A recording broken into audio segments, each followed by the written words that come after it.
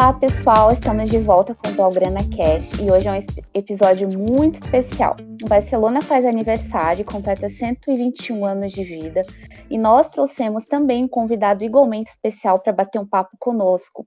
Temos o Albert Castelló, falei certo? Sim, perfeito. Ele é representante da rede global da La Liga aqui no Brasil desde 2017, sendo responsável pelo desenvolvimento dos negócios da La Liga no país. Olá, Albert, muito obrigada pela sua presença aqui. Seja muito bem-vindo ao Blaugrana Cast. Muito obrigado, Ana. É um prazer estar aqui hoje falando com vocês no Blaugrana Cast. E temos também a presença do meu companheiro de canal Barça, Samuel. Bem-vindo, Samu. Olá, Ana. Olá, Albert. Eu com um convidado muito especial. Sempre um prazer estar aqui. Vamos então falar um pouquinho de La Liga e de Barcelona, que hoje está soprando as velhinhas nesse final de semana. É verdade.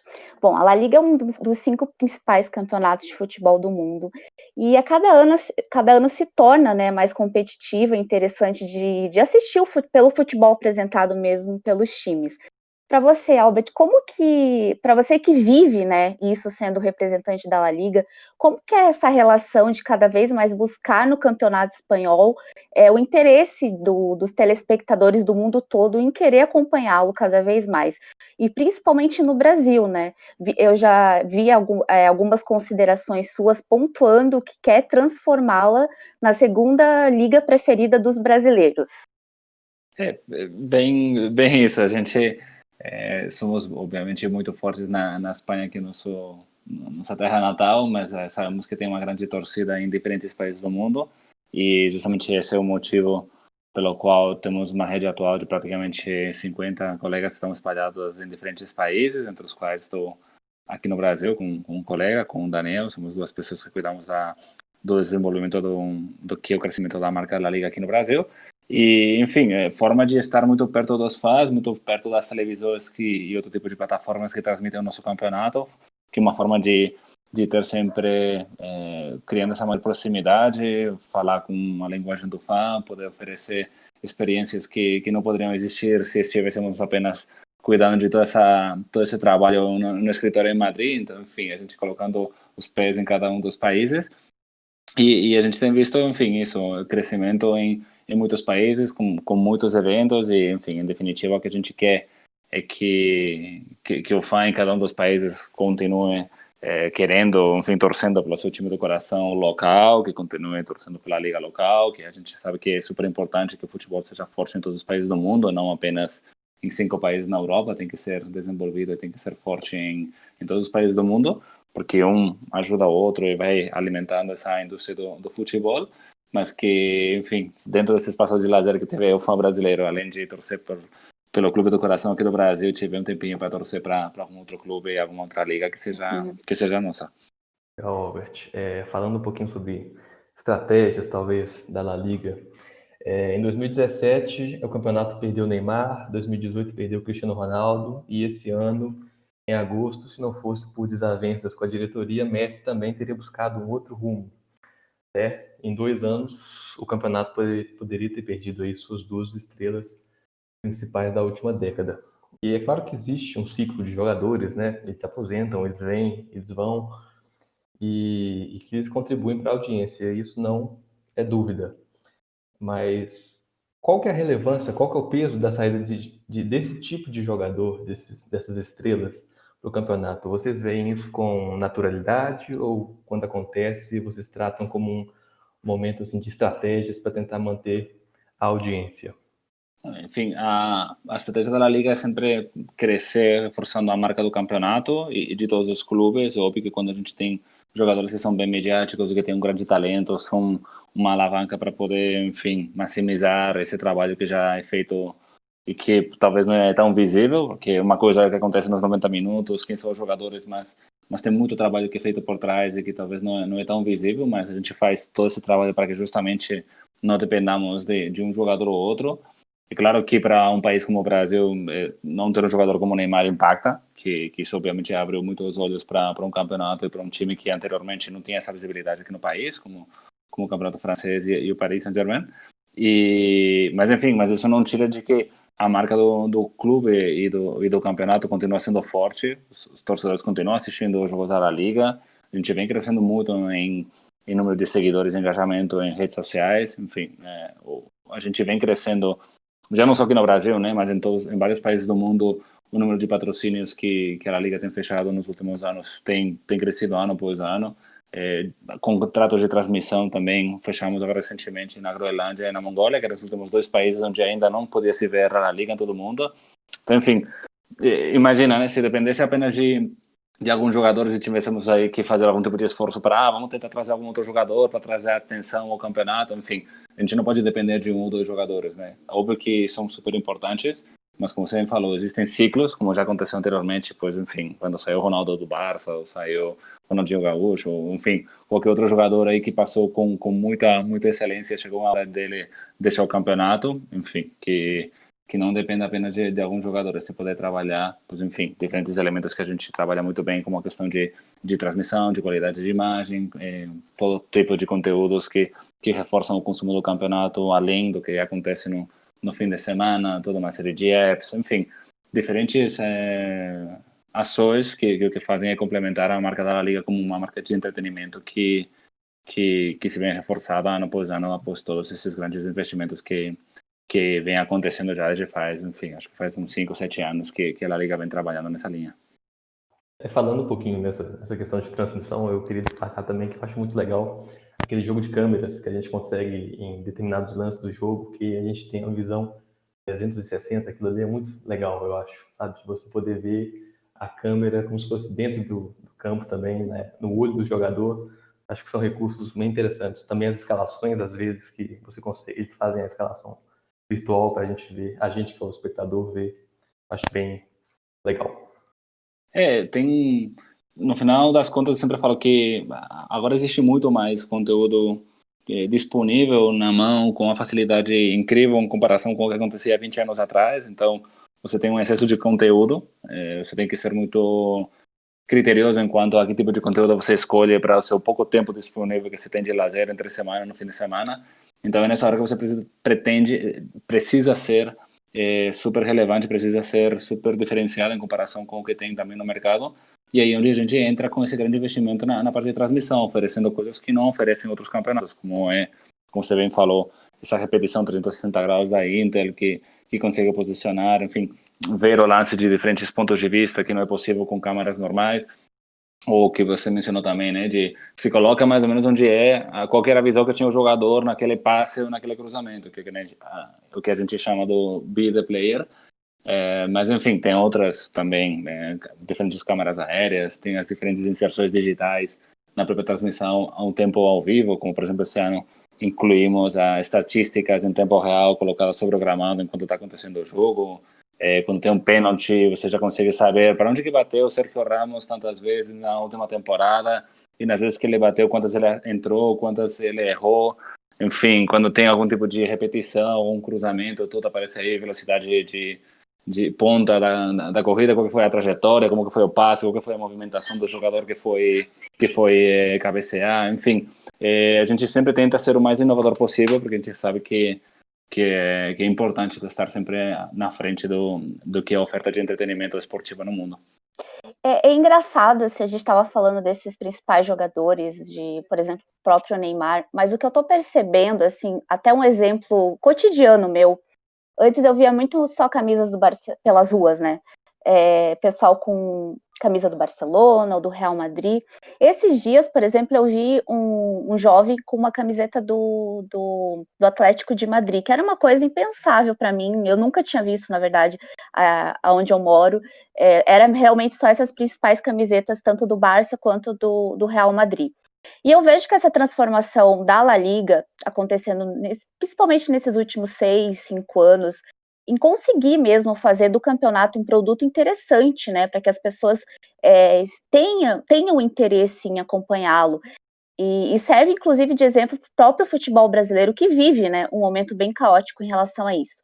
E você acredita que quais são realmente os maiores benefícios dessa primeira grande ação tomada mesmo pela Liga em fazer com que a disparidade desses direitos de transmissão que que ficava basicamente entre Barcelona e Real Madrid, hoje consiga, né, obtenham mais essa divisão de verba e de renda da receita, seja mais justa entre todos os clubes. Quais são realmente os grandes benefícios disso? Bom, o principal é aquela redução na diferença entre quem recebe mais e quem recebe menos enquanto em origem de direitos de transmissão. Antes, praticamente Barcelona e Real Madrid ganhavam por volta de uns 140 milhões de euros por temporada. Quem ganhava menos ganhava mais ou menos por volta de uns 10, 15 milhões. Então, enfim, era uma diferença de 1 para 12. Então, não realmente era uma grande disparidade e isso, enfim, tinha o risco de que a gente pudesse evoluir para um campeonato no qual sempre houvessem dois grandes times e outros times com uma diferença muito, muito grande. Então, enfim, a gente entendeu que precisávamos criar um campeonato mais competitivo ainda. A gente já tinha visto em outras temporadas, enfim, clubes como Valência, também campeão de liga, o Atlético de Madrid também, no começo dessa década de 2010, mas enfim, estava indo por um caminho que a gente precisava tomar uma série de medidas. Também essa questão da venda individualizada dos direitos de transmissão realmente não trazia uma série de benefícios enquanto ao valor que tem esses direitos de transmissão. É diferente o valor que eles têm vendidos de forma separada, vendidos todos eles juntos em um bloco, porque você apenas pode comprar, você tem apenas uma chance, né, de comprar os direitos em bloco. Então, obviamente, isso faz com que você valorize os direitos dessa venda. E, enfim, isso faz com que atualmente a diferença praticamente é de 3. Barcelona e Real Madrid estão na casa dos 160, 170 e que menos recebe está por volta de uns 40, 50 milhões mais ou menos. Então, assim, clubes que anteriormente ganhavam 10 passaram a ganhar 40, 50 e Barcelona e Real Madrid passaram a crescer menos enquanto a receita de transmissão, mas mesmo assim nunca deixaram de ganhar, nunca perderam em comparação com o que eles recebiam antes. E isso fez com que, obviamente, muitos clubes pudessem investir mais enfim, em transformar os seus estádios, modernizá-los, investir muito em categorias de base, fazer as categorias de base muito mais atrativas para futuro talento que vem, seja da Espanha ou de outros países. Enfim, passar por todo um processo de saneamento financeiro. Muitos clubes também passaram por problemas financeiros que vinham da crise de 2009, 2010, 2011. Isso fez com que nós, a partir de 2012, aplicássemos um sistema de controle financeiro preventivo. Então, eles só podiam gastar aquilo que eles conseguiam receber como receita. Então, enfim, claro, se você não recebe muito, obviamente você não consegue gastar muito, não consegue gastar acima das suas possibilidades. Mas se você tem uma receita ainda maior, porque vem de direitos de transmissão, então isso faz com que você consiga pelo menos investir mais, mas sempre dentro do controle financeiro. Então, acho que foi fundamental essa venda centralizada, já não só por uma questão de equilíbrio financeiro, mas também de equilíbrio competitivo. E a gente tem visto isso nas últimas temporadas. Temporada passada, até a rodada 13, 14, a gente inclusive fez uma análise, estava sendo a mais competitiva dos últimos anos, desde que a gente começou com a venda centralizada dos direitos de transmissão. Esse ano continua estando super competitiva. Vemos aí no topo da tabela clubes como o Real Sociedad, Atlético de Madrid, vemos aí também no alto Villarreal, Granada fazendo grande temporada, também temporada passada foi muito bem, o Cádiz também está indo muito bem, o Real Madrid também, enfim, tem vários clubes que estão indo muito, muito bem. E óbvio que tem outros tipos de motivos. A gente sabe que o fato de jogar sem torcida, enfim, pode mudar um pouco aí as condições normais do jogo, mas que, enfim, com elencos que tem esse valor a princípio, acreditamos que isso também é um impacto desse maior equilíbrio financeiro entre os clubes. E você falou, Albert, sobre essa mudança que vocês fizeram, que, por exemplo, times que ganham 15 passaram a ganhar 40. Eu queria saber se essa reformulação ela ainda é sempre discutida, porque apesar de haver uma melhora, por exemplo, comparando com a Premier League, que é considerada a melhor liga, a proporção ela é muito baixa. Por exemplo, o time que mais fatura ganha 150 e o Lanterna ganha 100. Então é uma diferença muito pequena, comparando, por exemplo, o Barcelona ganhar 160 com o Lanterna ganhar 40, uma proporção ainda grande, comparado, por exemplo, a uma liga maior. Então, assim, essa divisão de verba, ela ainda é sempre discutida? Não, a divisão de verba foi estabelecida pelo próprio governo quando foi aprovada uma medida legislativa que estabeleceu que a Liga teria os direitos de venda centralizada e que o sistema de distribuição da receita seria dessa forma, do 100% que é recebido, que atualmente está na casa de 2,1 bilhões de euros, 90% vai para a primeira divisão, 10% vai para a segunda divisão, e desse 90%, 50% é dividido por igual entre todos os clubes da primeira divisão, outro 25% é dividido em função da posição média que teve o clube nas últimas 5 temporadas, mas sempre oferecendo um coeficiente maior para as temporadas mais recentes, e outro 25% depende de vários aspectos, como, por exemplo, notoriedade, engajamento com a torcida local, enfim, audiência, enfim, tem uma série de elementos. E aí, claro, nesse tipo de variáveis é onde Barcelona e Real Madrid, esses clubes, enfim, ganham mais, e também porque até agora eles tiveram também grande sucesso, primeiras posições na tabela, então eles têm esse coeficiente maior enquanto a esse outro variável do 25%.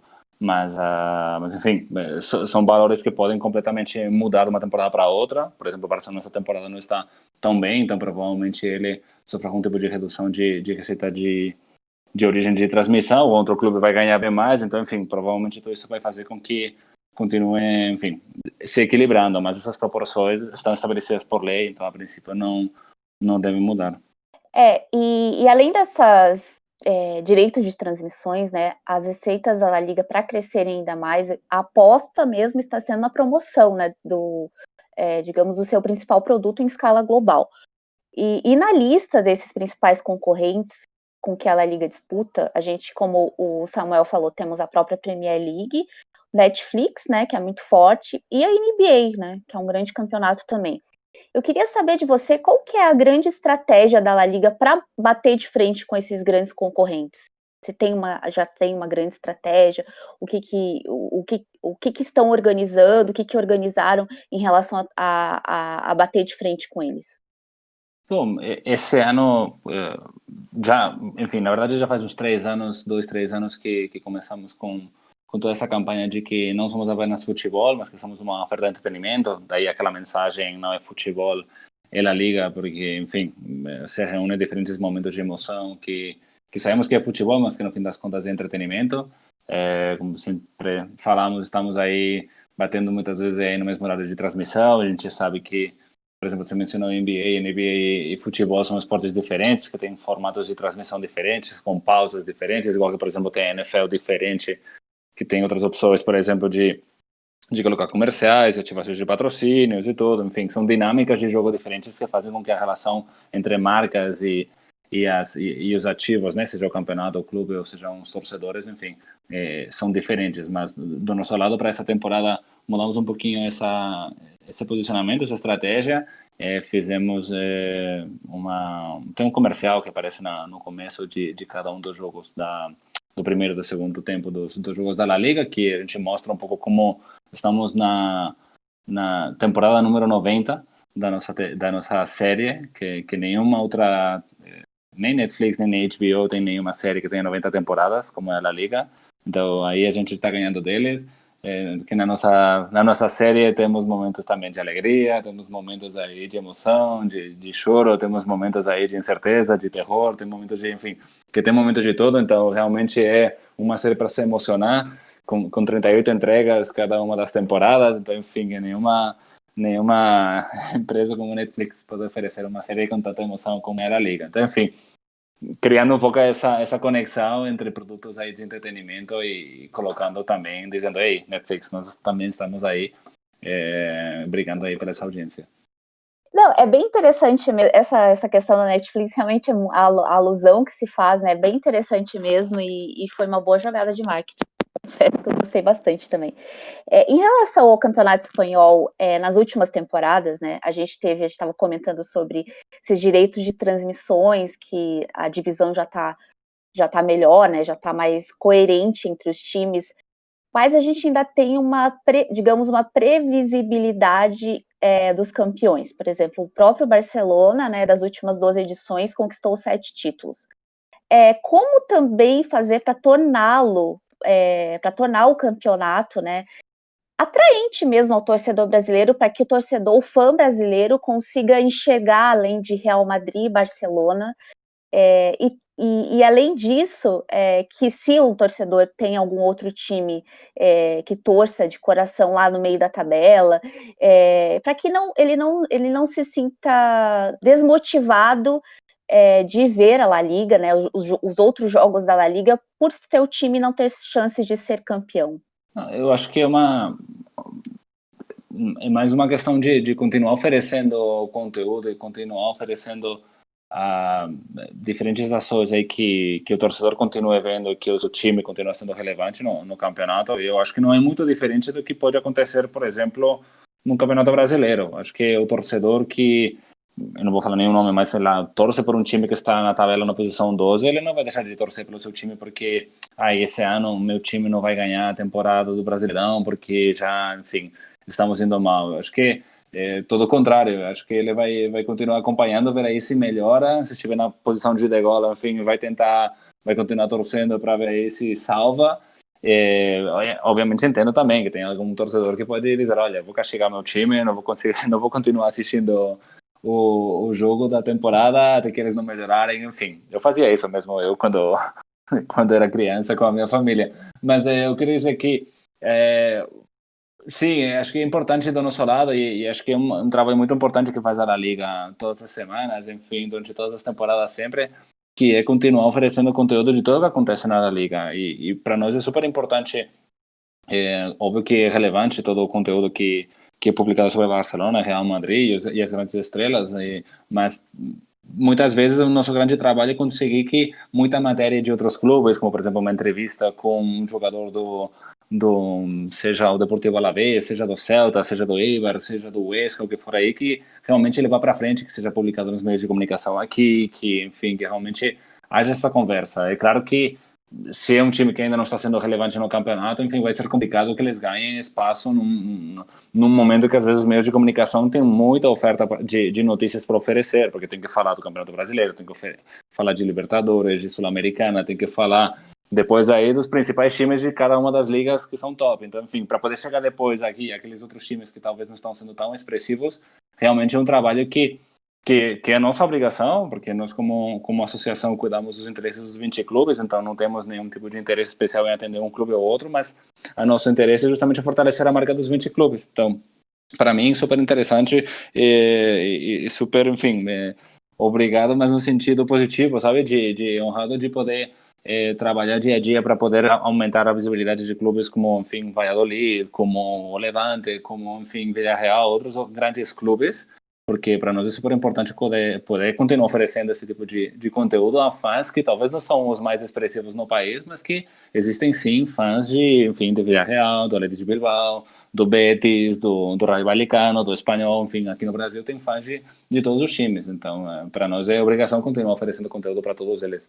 É uma coisa também a respeito de como trazer a audiência do público brasileiro. Eu acho que isso também está muito atrelado à falsa ideia que se tem de que o campeonato espanhol só tem dois grandes, que é o Real Madrid e Barcelona.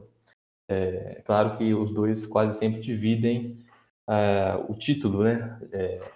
Existe pouca variação entre os dois. Mas isso não quer dizer que os outros times não sejam bons, né? Eu acho que essa desvalorização desses clubes que pesa nessa questão de audiência para o nosso público aqui no Brasil. A gente tem times muito bons, Sevilha, de Lopetegui, Getafe, ano passado, com o Bordalás fazendo um bom trabalho. Hoje, esse ano, a gente tem a Real Sociedade surpreendendo, o Vila Real surpreendendo. Então, tem bons times, mas parece que o pessoal, a grande maioria, pensa que só tem Real Madrid e Barcelona. Você tocou num assunto que agora me fez lembrar o Netflix, né? E voltando aí à questão do entretenimento. O consumidor, quando ele entra no Netflix, tem aqueles... o que é o mais relevante, o que está sendo mais consumido no Brasil, o que é mais relevante para você, enfim. Então, você pode ficar naqueles que eles estão te entregando, os que têm maior visibilidade, que talvez sejam aquelas opções de entretenimento mais óbvias, como poderiam ser os grandes ganhadores, ou você pode se arriscar a procurar aqueles que talvez não tenham tanta visibilidade, mas que não por isso deixam de ser surpreendentes, de ser legais, né? E talvez eu possa colocar o exemplo da série sobre xadrez, que está sendo agora mais conversado. Enfim, quem diria, né? Uma série sobre uma mulher jogando xadrez poderia ter tanta visibilidade e ter tanto impacto. Então, talvez seja a mesma coisa de Olha, e que se talvez você desse uma chance e acompanhasse os jogos do Villarreal, você perceberia que eles têm um sistema de jogo espetacular e que eles, enfim, estão lutando de frente a frente com grandes clubes. Ou, por exemplo, você mencionou o caso do Getafe. O Getafe é um sistema totalmente diferente. Eles jogam muito na defensiva e muito no contra-ataque. E talvez pode ter afinidade algum fã de que gosta desse sistema de jogo, como também tinha isso anteriormente muito bem marcado o Atlético de Madrid. Então, enfim, talvez não tenha aqueles nomes assim tão mediáticos, tão charmosos de, olha, é que tem aquele jogador que tal. Não, mas é que, como eu falei, fãs tem de muitos perfis. Tem aquele fã que gosta apenas de acompanhar porque é legal, porque tem muitos seguidores nas redes sociais. Tem aquele outro que gosta por afinidade porque realmente se identifica muito por ele. Outro, às vezes, simplesmente acompanha porque, gosta de acompanhar no geral, mas não torce para nenhum time. Enfim, tem aquele outro que se apaixonou pelo clube porque, sei lá, nos anos 80 acompanhou tal jogador e desde então sempre foi fiel ao clube. Ou outro que, por exemplo, eu sempre menciono muito, um torcedor do Rayo Vallecano, ele acompanhou um jogo entre o Rayo Vallecano e o Barcelona, o Rayo terminou o jogo com o maior passo de bola do Barça e falou, nossa, que incrível. Então, e ele começou a torcer, desde então, nunca, assim, mesmo que ele esteja na segunda divisão, ele nunca deixou de torcer pelo Rayo Vallecano. Então, assim, a gente nunca sabe qual que é a situação que pode fazer com que um torcedor comece a torcer por um time, por mais imprevisível que seja o time, não precisa ser um time óbvio. Então, acho que o importante é isso, continuar oferecendo toda essa chance para os torcedores poderem se apaixonar por novos clubes e por jogadores e continuar crescendo essa base de fase aqui no país. E essa temporada está sendo bem positiva, né? Como a gente já estava falando, a Real Sociedad, Vila Real, Cádiz, estão ali no top 5, né? Atlético de Madrid sempre consegue ficar ali nas primeiras posições, mas jogando futebol bem legal de se ver, time bem entrosado.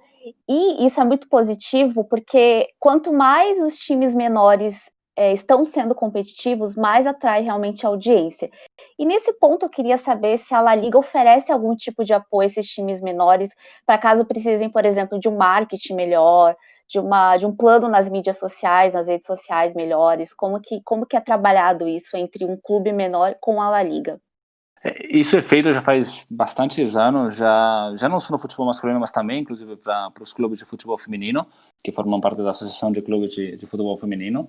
A La Liga oferece, enfim, diferentes ferramentas para os clubes enfim, já não só para poder melhorar aí estruturas de marketing, contabilidade, administrativo, tudo isso, mas, enfim, a gente oferece diferentes tipos de software de acompanhamento de diferentes, enfim, plataformas que os clubes precisam para poder estarem, de alguma forma, no melhor nível possível. Um deles, nós chamamos de Media Coach, que é uma plataforma que oferece análise em tempo real da performance dos jogos enfim, em cada um dos jogos. Então, enfim, são geradas uma série de informações que, para os clubes que estão disputando aquele jogo, eles têm informação em tempo real, mas os clubes que participam tanto da primeira como da segunda divisão, eles recebem depois todas as estatísticas de todos os jogos da primeira e segunda divisão, enfim, umas horas depois. Então, assim, eles têm acesso a uma série de informação de forma gratuita, porque eles não pagaram por isso, mas que de alguma forma democratiza o acesso a esse tipo de informação e de Big Data sobre a performance dos jogadores e faz com que eles sejam, enfim,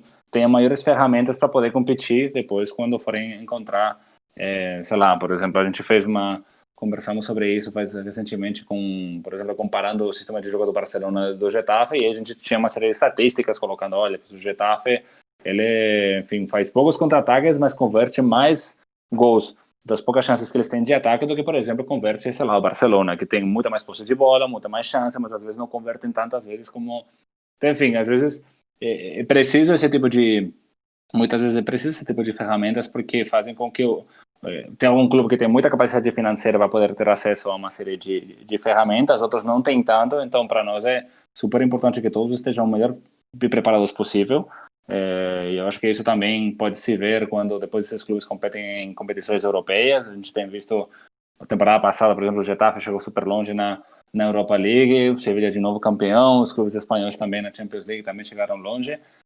Então, enfim, acho que no final das contas é isso, continua fortalecendo todos os clubes de diferentes pontos de vista, como falei, ponto de vista de performance, ponto de vista, por exemplo, também de controle econômico. Recentemente também está sendo feita uma consultoria aí para diferentes tipos de estratégias de inovação dentro dos clubes da La Liga, de internacionalização. A gente apoia muito também os clubes a poder se apoiarem na rede que a La Liga tem em todo o mundo. Então, enfim, a gente conversa com eles, vê aí, olha, nós temos dados de onde está a sua maior audiência, a gente tem dados de onde estão o maior número de seguidores das redes sociais.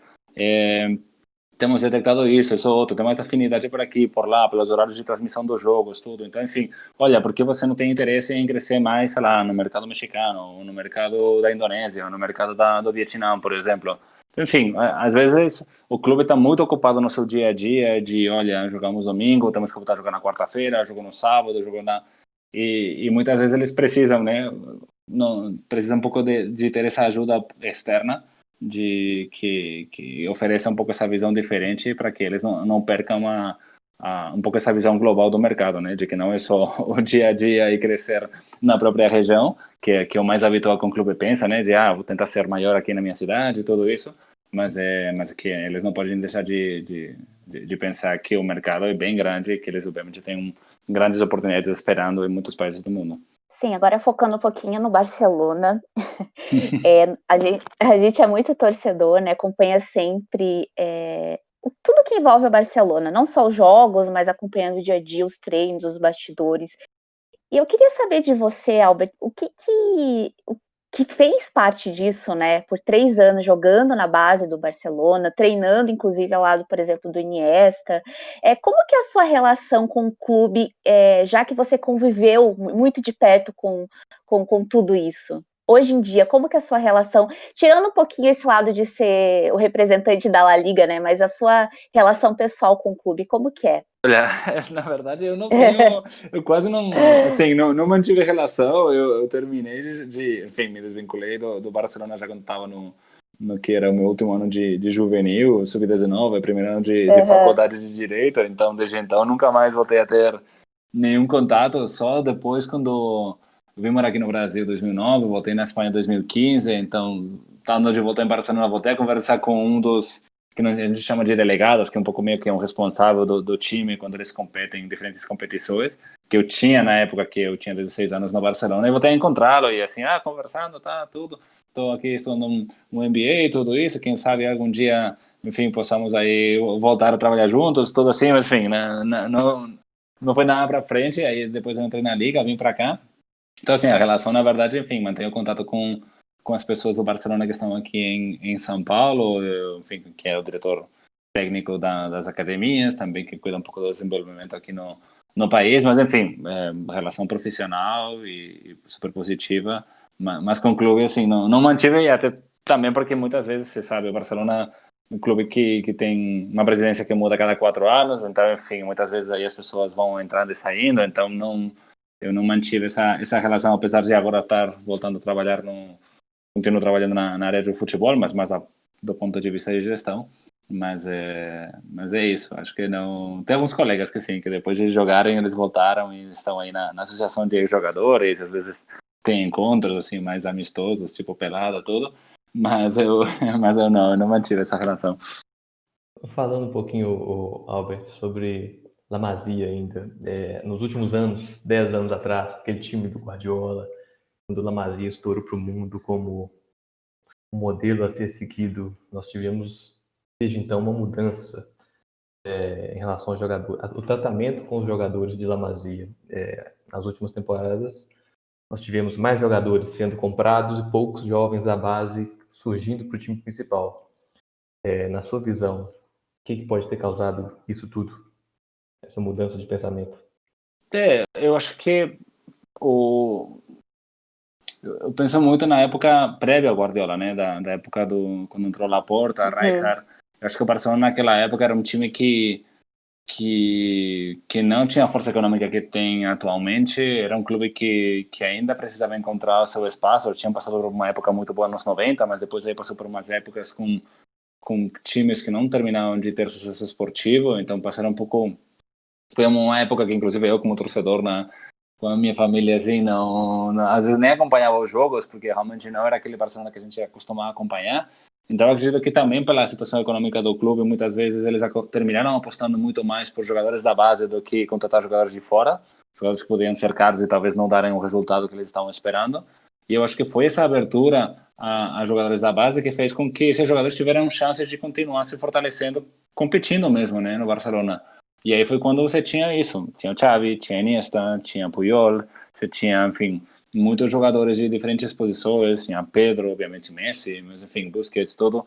Então também o Guardiola, o fato de ele ter vindo do Barcelona C, da época aí que foi lá onde ele se encontrou com Busquets e com Pedro, por exemplo, fez com que ele desse essa chance para esses jogadores, obviamente com algum outro jogador que complementava, como por exemplo foi na época o Henry, tinha o Eto'o também no ataque, enfim, tinha alguns outros jogadores, enfim. Mas eu queria dizer que eu acho que é mais uma questão de dar chance para os jogadores da base.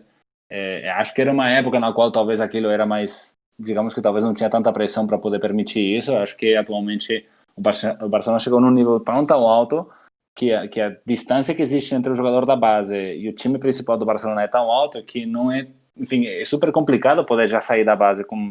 Acho que é o caso do Fati, o do Ansu Fati enfim, é uma raridade porque é realmente bem complicado poder ter essa sequência tão exitosa, né, com tanto sucesso, sair da base e já ir diretamente para o primeiro time, sabe? E poder fazer, enfim, ter um desempenho tão ótimo, já não só no Campeonato Espanhol como é em competições europeias, como tem sido feito o Ansu Fati. Então, eu acho que por isso que os jogadores eles chegam, provavelmente são emprestados para ver aí se eles continuam tendo essa curva de desenvolvimento, para depois verem aí se dão certo e eles voltam. E acho uma coisa que também vem acontecendo com outros clubes, né? A gente tem visto isso também no Real Madrid, os jogadores que se formam são emprestados, às vezes aí não dão certo, depois eles terminam sendo transferidos. Eu acho que termina sendo mais habitual, acho que é complicado conseguir. Acho que pouquíssimos times no mundo podem falar que tem um elenco profissional super competitivo formado por 10, 11 jogadores que sejam da base, né? Formar parte da realidade atual, procurar o melhor talento lá onde você consegue encontrá-lo. E muitas vezes não é na própria base, né? Mas que isso não deixa de ser um lugar de grande criação de talento, que em alguns casos, muitos deles termina alimentando outros times da mesma competição ou de competições europeias, né? E isso tem feito, por exemplo, o que a gente vê, né? Da Espanha como uma seleção super potente, pelo trabalho que é feito na base de muitos clubes da La Liga, e que mesmo que eles não joguem em clubes espanhóis, enfim, são jogadores que depois, enfim, trazem esse desempenho de volta quando eles competem com a seleção espanhola. É interessante falar em relação ao nível que o Barcelona chegou, porque é realmente bem verdade.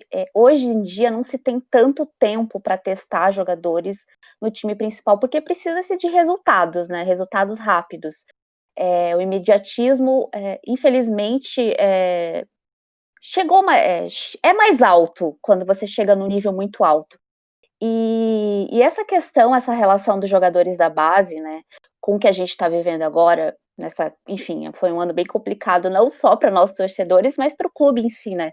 Um ano com uma crise, não só, enfim, financeira, esportiva, com a renúncia da diretoria, com novas eleições a caminho já marcadas para janeiro, né?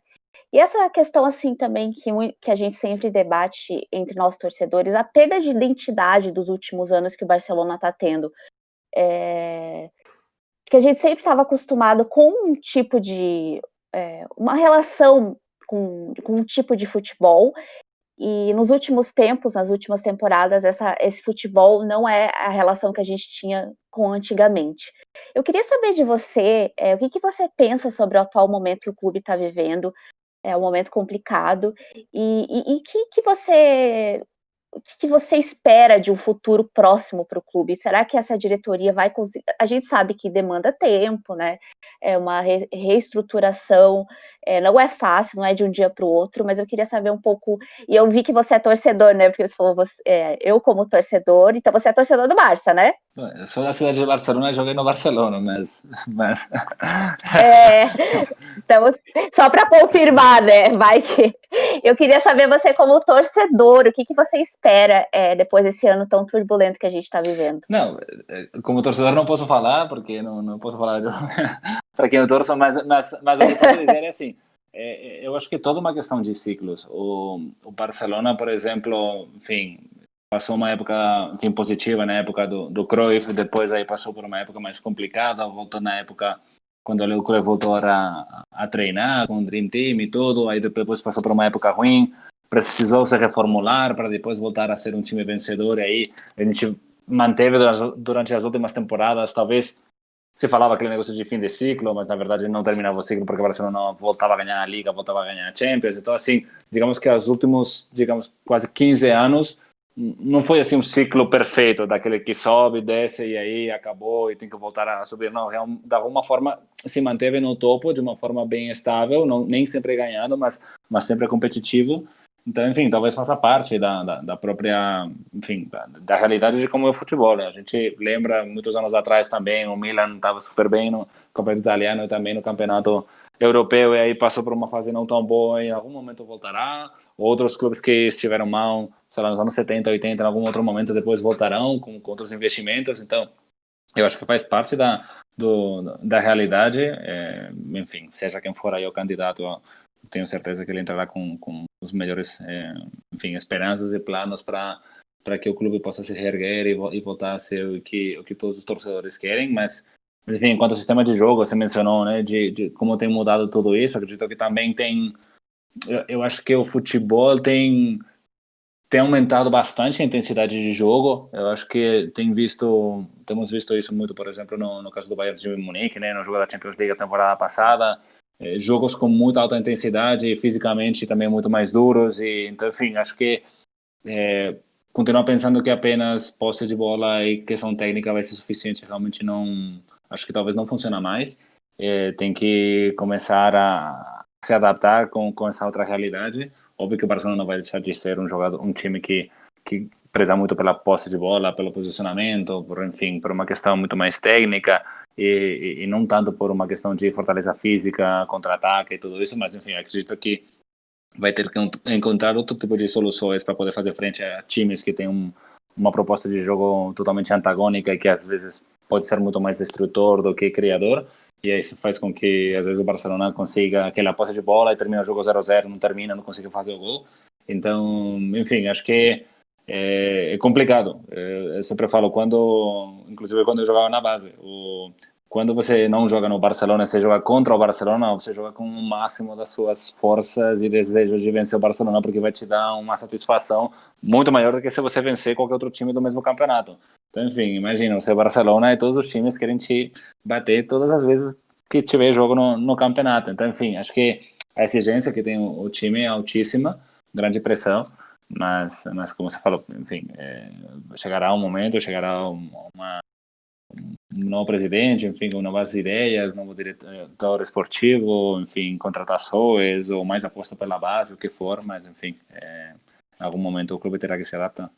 Concordo, essa parte do aspecto físico do jogo hoje em dia tem sido bem relevante. Não que isso substitua, por exemplo, igual você comentou também, a técnica e a qualidade. Então, mas o aspecto físico, eu acho que ele está cada vez mais importante nos dias de hoje.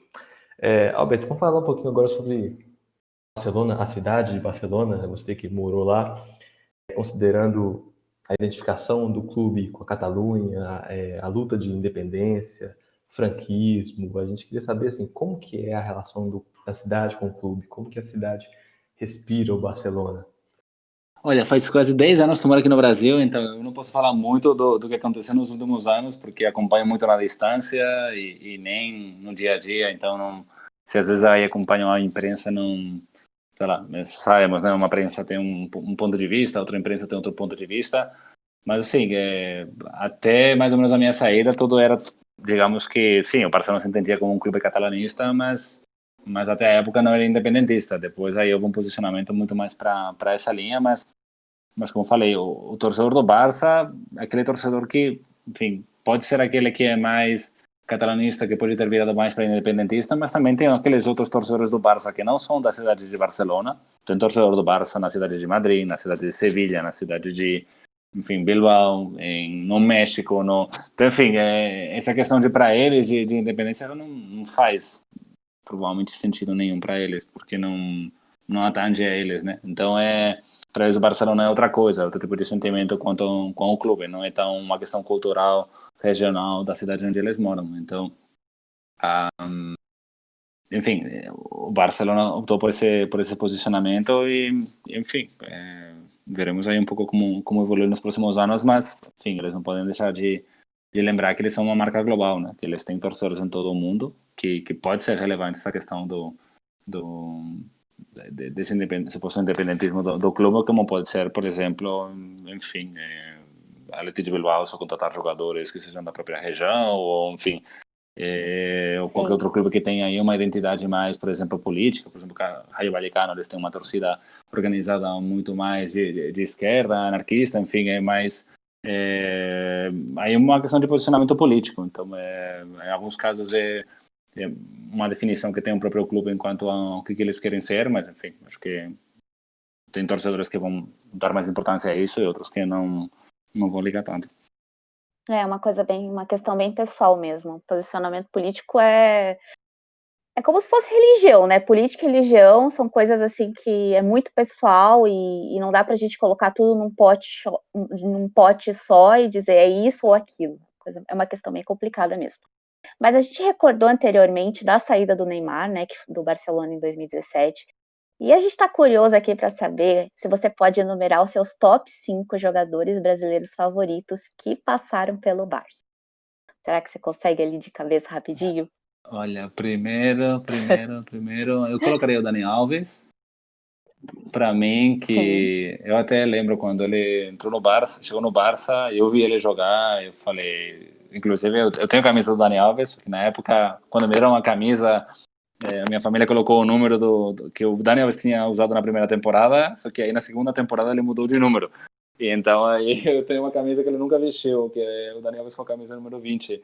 E enfim, era porque realmente eu via ele com uma entrega, com uma energia, sabe? Como ele dava 200% dele em todos os jogos e ele, enfim, pelo carisma dele, por tudo, eu acho que acho que é um jogador que, enfim, acho que provavelmente um dos que mais jogou brasileiros aí no Barcelona. Enfim, acho que para mim é o top 1 de todos os brasileiros que passaram por lá, apesar de não ser o típico, aquele centroavante que faz tantos gols e tudo, mas que ele foi fundamental no esquema tático, todo o entrosamento da torcida, do vestiário, tudo. Acho que para mim o mais relevante de todos.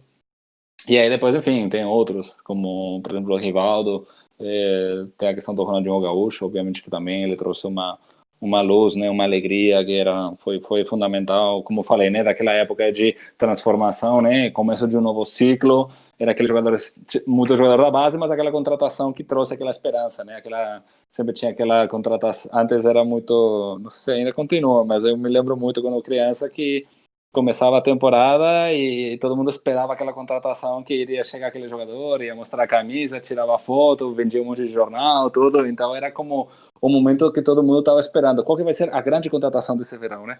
E eu lembro a chegada do Ronaldinho, aquela alegria, o sistema de jogo, tudo. Então realmente acho que foi um revulsivo do que o Barcelona tem hoje, né?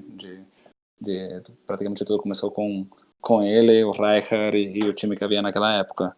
Então, assim, de Dani Alves, falei o Rivaldo, falei o Ronaldinho Gaúcho, acho que obviamente o Ronaldo, apesar de ter jogado uma temporada, e Romário Sim. também, apesar de ter jogado uma temporada. Acho que provavelmente, e com todo, enfim, perdão para aqueles que talvez não tenha mencionado, mas enfim, não, acho que foram grandes jogadores que tiveram um grande impacto e acredito que muitos torcedores brasileiros começaram a torcer ou continuaram torcendo por justamente essa grande presença de brasileiros no time, mas foram provavelmente dos mais estrelados, sim. O Daniel Alves não fez, você tá falando de gols, né? Mas deu muita assistência, né? Principalmente pro Messi.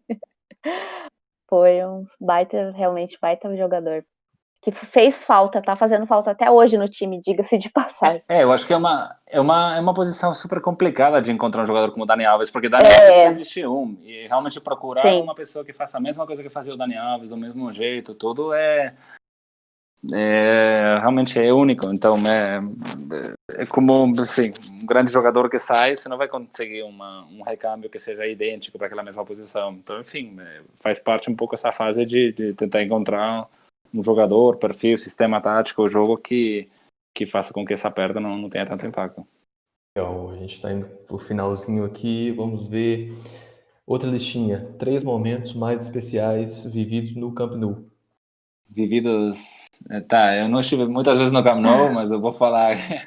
eu acredito que acho que teve um jogo, acho que foi Copa do Rei, Barcelona Atlético de Madrid, com gols de Figo, Pizzi, não lembro quem mais aí fez gols, mas assim, foi uma virada Uau, esse incrível, essa faz tempo. Não sei, espero que tenha gente que lembre ainda. Teve algum jogo também acho que foi o 3-3 do Barça Real Madrid, primeiro jogo do Messi, acho que se não me engano, o clássico, ele fez os 3 gols, hat-trick, também foi Sim. demais. E provavelmente o 6-1 na Champions contra o PSG, né? Acho que provavelmente foi o jogo que mais. Você estava? Ai, que maravilhoso. Não. São jogos que. Você não estava. Eu estar Ah, presencialmente. tá. Tá. Presencialmente eu estive em um jogo que foi a volta do Figo pro Camp Nou.